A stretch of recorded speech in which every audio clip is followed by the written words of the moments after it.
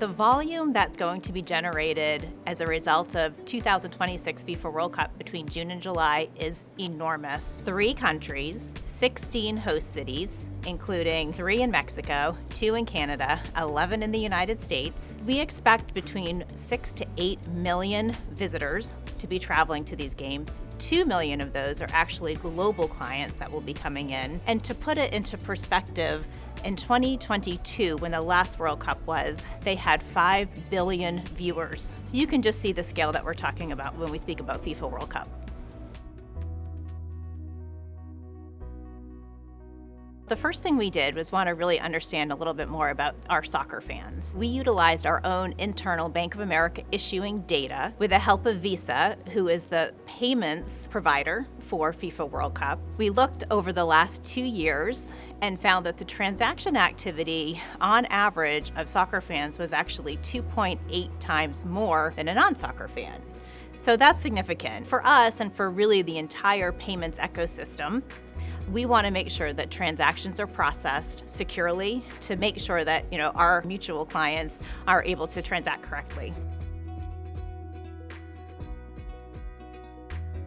There are several ways that merchants can prepare for the challenges and opportunities of the World Cup. Certainly think first of volumes.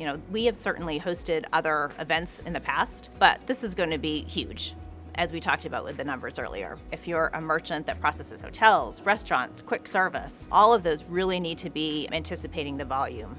And then also making sure that their payments are able to be processed very quickly. And ways that you can do that, if you're an in-person type merchant, making sure that you have the latest and greatest terminals. If you think about contactless payments, for example, for e-com merchants, 2 things really. The first one that I would say is make sure that you are keeping your card on file up to date. Merchants store card numbers on behalf of customers. It makes it, much easier when you're making a purchase. You don't have to enter in all of your card credentials, but that is saved. But they can make sure that the payment credential is current, and they can do that through utilizing Visa and MasterCard account updater services. Before they process a payment, they can check in with them to make sure that those payments are up to date. And then lastly, and I talk about tokenization a lot, but I'm going to say it again, utilizing tokens is not only secure, but also very helpful in terms of being able to keep that card number on file. We see approval rates much higher for token process transactions than we do for non-token transactions in the e-com space. There are several security measures that we can take as merchants to help make sure that these transactions are processed securely and really give customers confidence that their payments are protected. Do you have the most up-to-date software established on your terminals? And are you utilizing the most recent hardware that's been out there? Are you compliant with the payment network rules? Are you compliant with the standards that are set, for each device? That is extremely important. The other thing that I would say is really some service level training. And of course, I'm going to go back to tokens, as I always do, but they're so important. In-person transactions, you increase the risk for sure of a skimming event happening when you are actually using a physical card at a device. Again, make sure that you have contactless established on those terminals to prevent that. For e-com transactions, do make sure that you're utilizing tokens.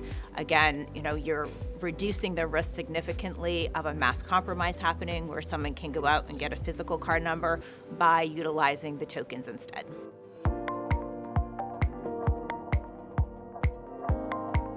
Merchants can do some extra work to make sure that their transactions are processed correctly. And the way that we do that really is through communication. So we all have utilized models throughout the years and have really developed a very sophisticated structure when it comes to transaction processing. If a merchant has, all of a sudden a huge amount of volume coming through, maybe even from a different location than we're used to seeing, that might generate actual declines. So it's really important for the merchant community and the issuing community and processors to all work together to identify ahead of time and proactively when we anticipate to see different types of transactions.